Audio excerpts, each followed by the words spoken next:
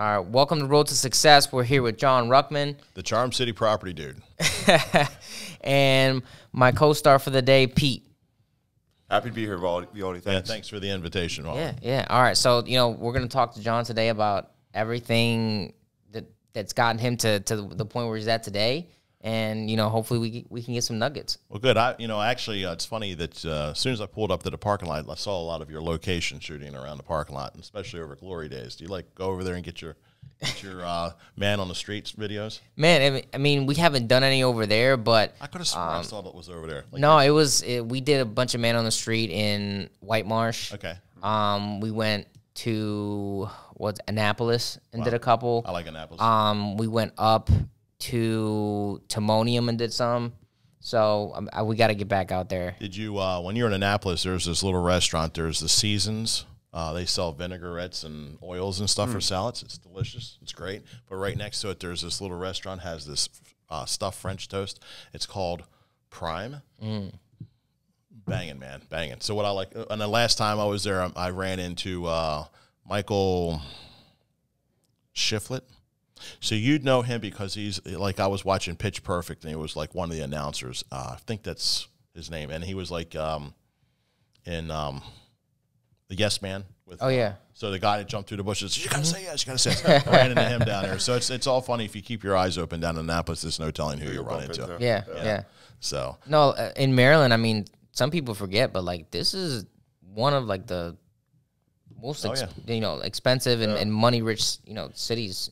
Well, I mean, if you take it into consideration, New York, Philadelphia, Pittsburgh, those places are 20% higher. Like you couldn't afford, if you could afford it, like a 800 square foot, 1 bedroom kitchens in the closet up in New York is like $3,000 a month. Right. And down here you're getting a really mid range $350,000 house if you can find it. The market's been just that crazy here lately, but.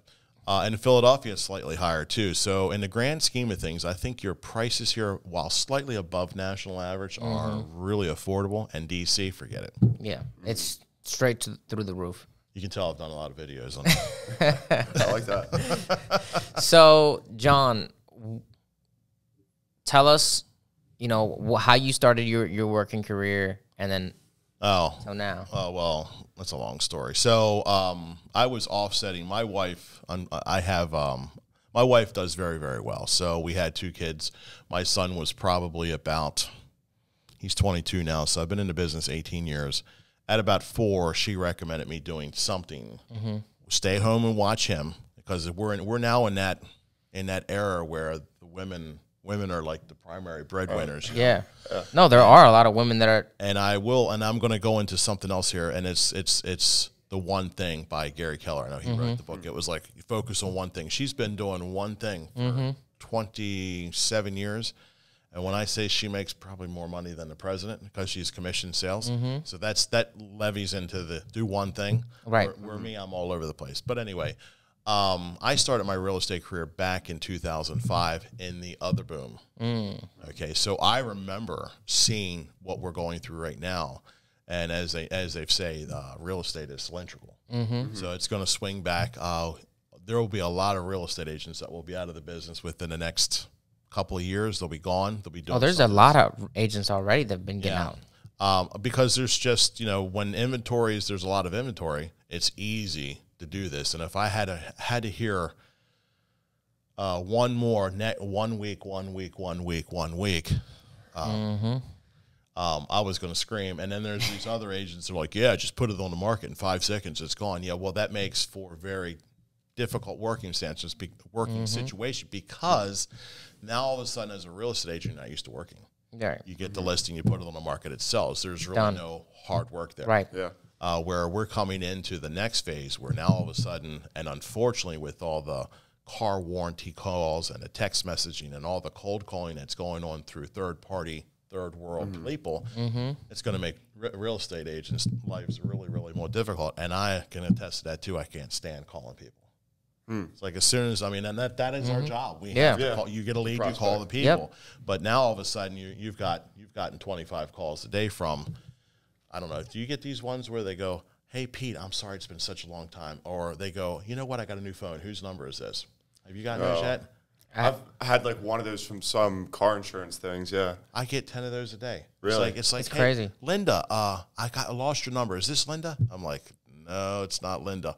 Oh, you're so nice and sweet. And then they go into the sales pitch. I'm like, Yep. I wanna Yep. make sure the You phone know, is sharp. I actually saw a video on TikTok about this, right? Where this lady, literally all she does is takes these calls, and she's making like almost $100,000 a year because she's suing the company because she's on a do not call I was like, list. how's she making money off that? Yeah, because she's on a do not call list, right? So once you're there and they call you and they knowingly call you and because they're supposed to look it up before you make any calls. Yeah, that makes sense. And she, takes all the information. Like, she'll spend the time, just get the information, and then she has like a form she's already pre-made, and like she just fills it in with their information and sends it in, and she's making like between $500 and $3,000 a call. Wow. My brother said he'd done something like that. Every time there's a massive lawsuit, you see the one with the Camp Lejeune water thing. Mm-hmm. There's a way that every time they send you that, if something even remotely fits you close, you put your name in a The hat. class action. And Yeah. they send you money. Send you money. It's like, so there's, I don't think that's really the right way of doing things. Right. But with this market coming in, everything's going to be social media and video marketing. It's just, and I saw this, I went to a convention for EXP back in October, and I saw a couple guys doing it at a very high level. Mm-hmm. And I had started the videos, but I wasn't consistent. That's another word for the day: consistency on the videos. Yep. And it's just like now that I'm doing it, as soon as I started doing the videos, I started seeing you do the videos, which is fine. There's more than enough. But that, I believe that's going to be the way to lead gen. But still, you're still going to have to, people reach out and contact you. Yep. You're still going to have to talk to them on the phone. But Yeah. I mean, the old ways are still going to be there, and it's still going to be, because it takes a while, right? It takes a while to pick up that momentum for people to be like, yeah, I see him every day. I want to buy a house. Let me use him now, right? Like, it takes a while to build up a following. But, while you're doing that, because that is the future. I mean, the next generation coming up, which is ours, right? Like, they're on social media. So if they're seeing you on social media, and all they have to do is like you, that's really all it is. And I agree with you there. It's funny you say that because not everybody's personality matches. There's a guy in Pennsylvania. He is like, yo, money, this is what we're going to do. And he has got the roughest edges, but he sells 165, 200 houses a year. But guess who he's selling them to? Yep. He's selling them to investors because that's who identifies with this guy. He's like a slimy, slick car salesman. That's a real estate agent, and that's how he's doing. But he identifies. Not everybody's going to identify with you. They might identify with me, and they might identify with Pete. So, Yeah. No, I mean, and that's the thing about it, right? It's just like getting out there and finding your niche. Yeah. And that's what putting all these videos is about, is just finding your niche, finding the people, like let me just keep putting it out so they can find me. Like, I'm here, and like, just come and find me. And then the people that like you, and they'll start following you, and you'll build a following. And it doesn't have to be where, like, this huge production and stuff like that, but you can just be making simple videos. And I mean, the boom of it was like a couple years ago. The pandemic really, like, if you started at that time, like, man, you just had the luck of the world. Now you really are having to put in a lot of work to get there, but it's definitely worth it. I mean, people are going to do business with people that they know, like, and trust. If they know you from your consistency, they like the message that you put out, and they can fact check with what you're saying and putting out, then they're going to gravitate towards your message and ultimately your platform, is what I would think. Yeah, no, 100%. I mean, I get calls all the time from new realtors like, hey, I saw you on social media, and so-and-so also told me about you. Yeah. Right? So it's like, because it's good for someone to recommend you, but then if they're getting recommended and it's something else that's like pushing you too, because it's like multiple people, and then they're seeing you on social media, they're seeing what you do, they're like, okay, this guy does walk the walk and talk the talk. Yeah, it was put to me like this because, like, again, I just like cold calling. I mean, I was a master at it. I used to call for sale by owners and expireds all the time. I did very, very well, and then all of a sudden I started telling people about it. And there's a couple of guys out there right now that I know I brought into the real estate business, and that's all they do is for sale by owners and expireds, and they're just hammer. But what they say is you can spend 2 hours cold calling, okay? Or you can put out one video, and that video will lead generate for you 24 hours a day, 7 days a week for as long as it's on the platform. Right. And the platform, believe it or not, the platforms will eventually change. So even if the change comes in, you still are that far ahead from everybody else that may have started. So if you're thinking the boom was 2 years ago, which it was, and you're thinking it's too late, you really need to kind of grab onto the caboose of this thing, because eventually it's going to turn it just like real estate. When you first get into real estate, it feels like you've missed everybody and anybody. You know, oh yeah, you just missed me. My brother-in-law sold his house. Oh, you just missed me. My aunt sold her house. And then all of a sudden it spins back around to you. And next thing you know, you're busier than crap. And that would be another thing I would say is don't, for me, don't change your niche. Like, don't try to catch up to the market. You never will. Stay true to who you are and what you do. That's important. And then the market will eventually come back around and find you. And that would be my key takeaway from all of this stuff. The other key takeaway I was talking about earlier was the equipment and the gear. I went out because I saw the videos on YouTube. I saw like Frank Smith.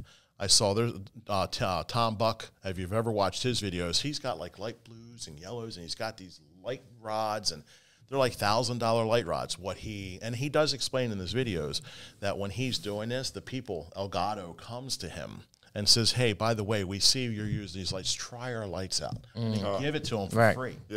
Or he's got the Rode mics, or and these are very nice mics, by the way. And you got all this gear. So I went out, I saw these videos, I got all the gear. I got the Sony S7 F1F. I got everything you have for production value. And guess what I figured out? The only thing you need to do this is the latest and greatest.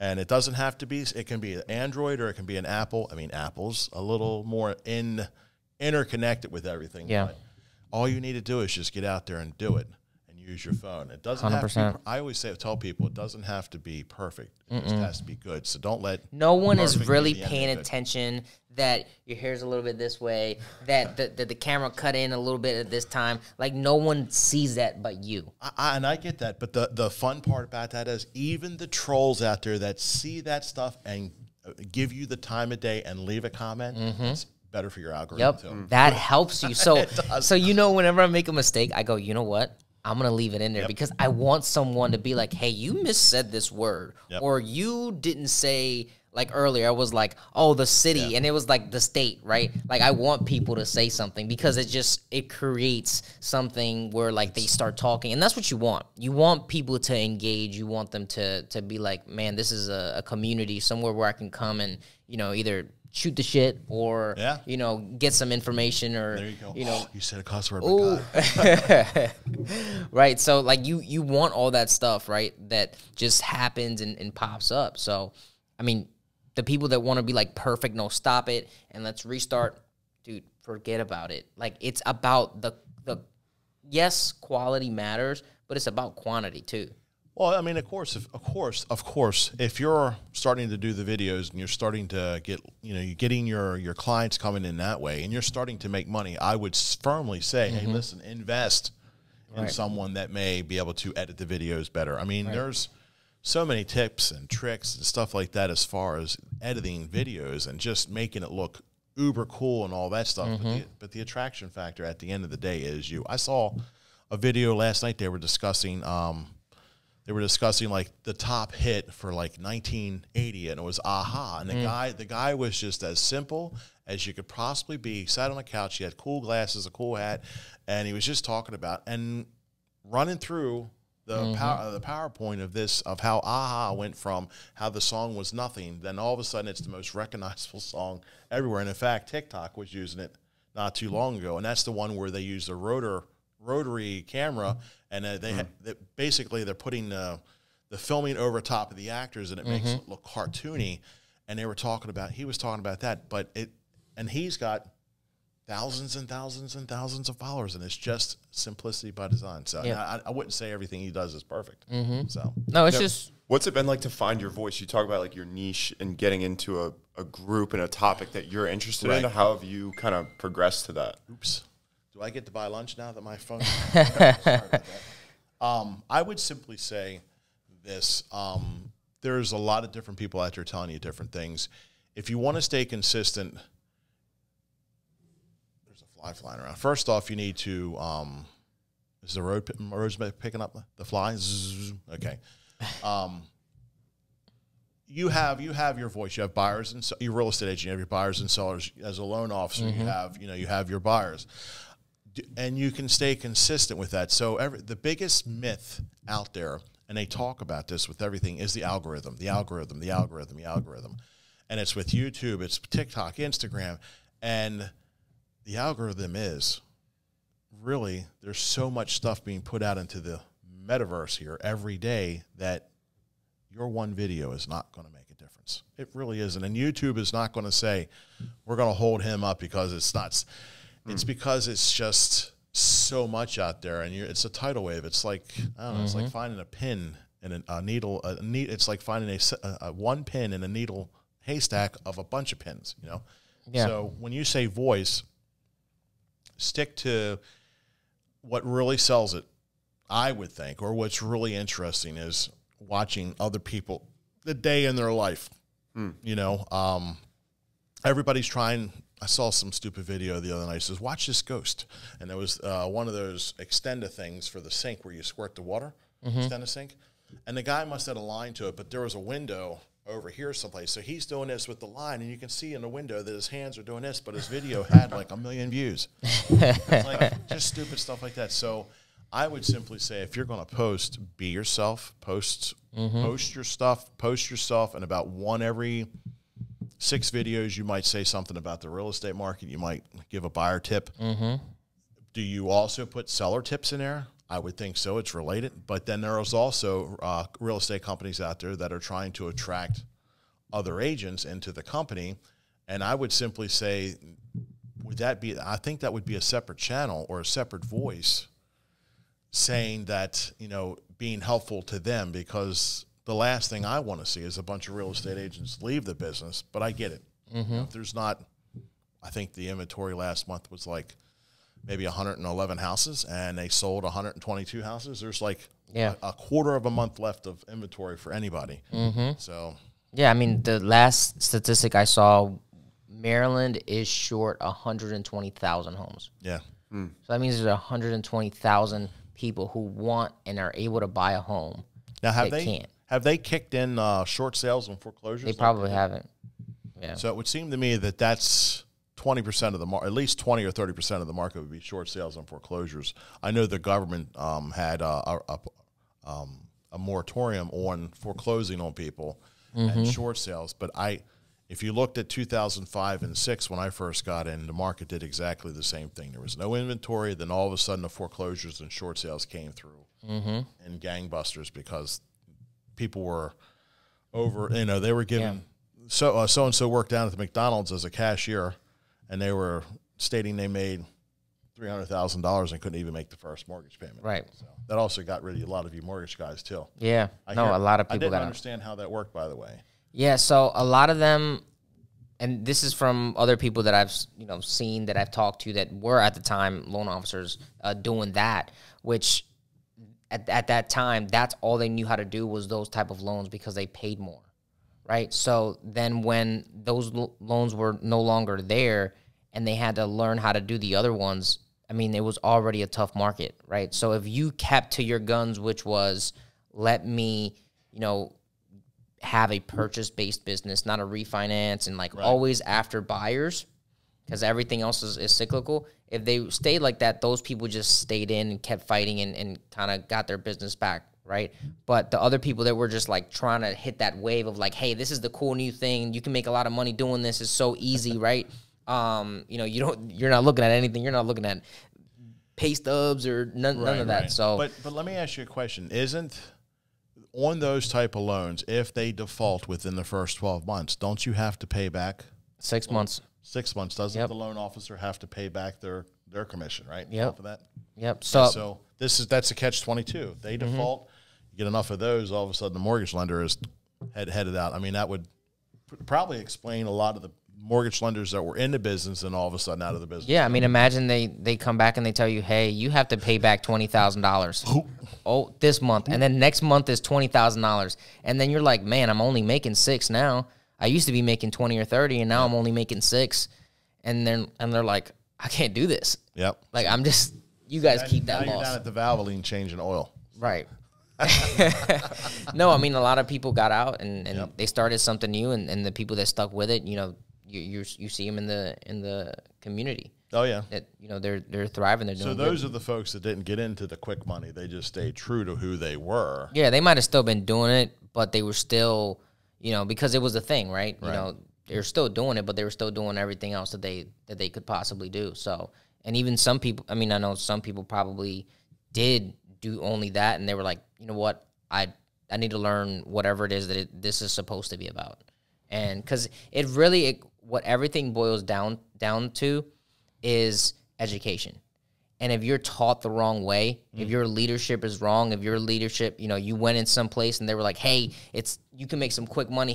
This is the way to do it, and this is all you have to do. Okay, great. And then they're making that for a bunch of years, and then they think that's going to be forever, and then it's not. But then if you got into the right leadership, and it was like, hey, you can make great money with that, but hey, there's also these things that you have to do as well, Right. in order to keep growing and everything like that. Okay, right? And you learn all those things, then, you know, you have a career, right? Versus a couple of years. So what he's trying to say is it's nothing personal when you tell somebody, hey, listen, we'd like to see your, you know, it's nothing personal when you have to get your credit score up to a certain amount. Mm-hmm. It's nothing personal when you have to get, the underwriter comes in and says, hey, they want this document or that. We need you to keep jumping through these hoops to get the loan. Right. Because ultimately, at the end of the day, they don't want to have to pay back. You know, they don't want to have to go into default. Of course, they don't want to lose the house. Right. And of course, you don't want to lose your ass either, because you've given a loan to somebody that was probably a borderline weightier. Yeah. And then, I mean, even past that, right? If we go on a macro scale, right?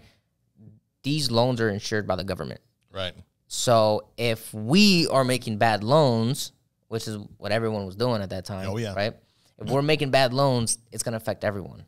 So it's going to affect this company. It's going to affect my paycheck. It's going to affect the government, because now they're going to have to bail out the banks, right? They're going to have to bail, you know, these places out, and it's just a cycle. Then everything else is just going to domino, just like how it did. But now we're seeing that a lot of people actually aren't going into foreclosures and things like that, because the rules have been so, you know, strict in the last couple of years. And I'll be honest, they've gotten stricter. Have they? I mean, sometimes, I mean, I just got in a year ago into the mortgage business, right? And I was, you know, pre-approving people, and all of a sudden, someone who I could pre-approve, now they had to have a rental history. Oh, wow. And it was like, no, that person's not going to get approved unless they have rental history. And you're like, wow. Now it's like either they have rental history or they have 20% down payment. Oh, wow. And you're like, that's crazy, right? So it's like things are getting stricter.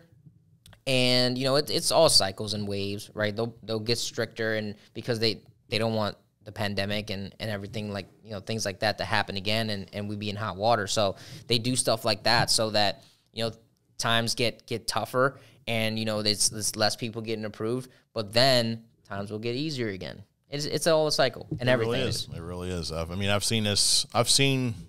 Fortunately, I'm old enough to know the wisdom of seeing 2005, 6, 7, 8, and going through the exact same thing here. But I never in my right mind would have ever known that the way technology is going, that calling people would have been obsolete. Mm-hmm. I mean, it's still the root of getting in touch with somebody. You want to get in touch with somebody, you call them. But now it's like instant messenger, it's text messaging. Yeah, there's so many ways to contact people. Before it was like boom videos. No, it's serious, because before it was like you either called them or you wrote them a letter in the mail, and you waited a whole bunch of weeks to maybe get an answer, right? Wow. And you weren't going to wait for that for business, right? You were going to call them, or you were going to knock on their door. But now it's like, now you can text them, now you can send them a video, now you can, like, all these things that now it's like, man, which one do I do, right? And, I mean, clearly making videos where 1,500, even if you only ever got 300 people to ever see your videos, and they see your video every single day, that's 300 people that are, 9 times out of 10 are probably going to use you. They're like, man, I see this MFer every single day talking about this and talking about that. Well, that's where consistency comes in with the videos, because then all of a sudden your audience is finding you, and they're watching everything you're doing. And I do have an example that I had a nice lady call me up and said, she left a message, because needless to say, we don't answer phone calls anymore, because it's always somebody wanting to Yeah. tell you something. But I called the woman back, and she was out of state, and she was looking for a house here. And as soon as I pick up the phone, she's like, you could tell. She's like, oh my God, you're famous. You're YouTube famous. And I'm starting to smirk. I'm like, I don't think so.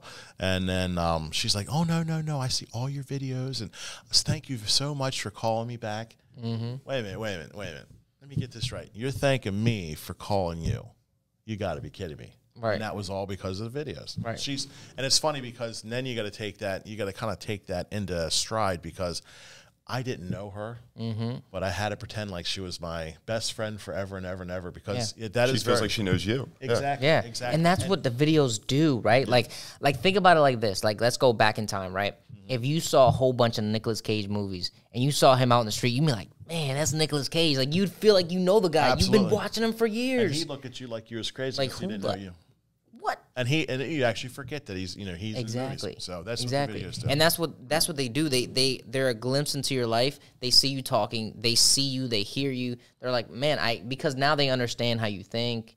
They understand like your mannerisms, right? Like all these things that they get to know you, right? You're not getting to know them, but you put out this one video and 1,000 people are getting to know you. Oh, yeah. And that's what it is. They're getting to know you, and then once they actually talk to you, they're like, oh man, this person's real.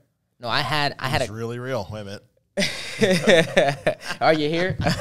So no, I had a client that she was like, I don't even know how I found you, and she was like up in Bel Air, and I helped her buy a home this year. And I was like, well, do you even remember the video? She was like, no, I saw the one video, it made me laugh, and then I clicked on your page, I gave you a follow, and then I started seeing you every single day. I'm gonna give you a trick, because my previous background, as you know, is I am an actor. I've been all this stuff. So if somebody comes up to you and says, I saw your video, don't ever say which one. It'll piss them off quicker than anything. Just simply say thank you and try to figure it out later. I had a agent I used to work at Gold's Gym. That's another blast from the past. But she come up, oh my God, I saw your commercial. Blah, blah, blah, blah, blah. At this point, I had about 10 of them rolling, and I said, which one? And it comes off as not maybe arrogant. Kind of arrogant, yeah. Kind of arrogant, because I just didn't know which one. But if you just simply say, oh, thank you very much.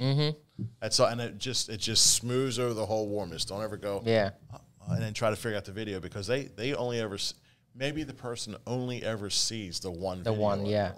So now they're thinking, but it comes off as really, really standoff. And sometimes they'll see the same video multiple times. yeah. Like, I mean, it's happened to me. I'm scrolling and I'm like, oh, this is hilarious. And it's like, I've seen that video before. Yeah. Like I sent them, sometimes I send like my brother-in-law some videos, and I saw this one video was hilarious. I was laughing, and I sent it to him, and then I saw the ones I sent him in the past. I was like, I sent him the same video like 4 months ago. But this is a really good segue. So thanks, guys, for tuning into part one. Let's go into part two now, where we're going to talk a little bit about your past and your history.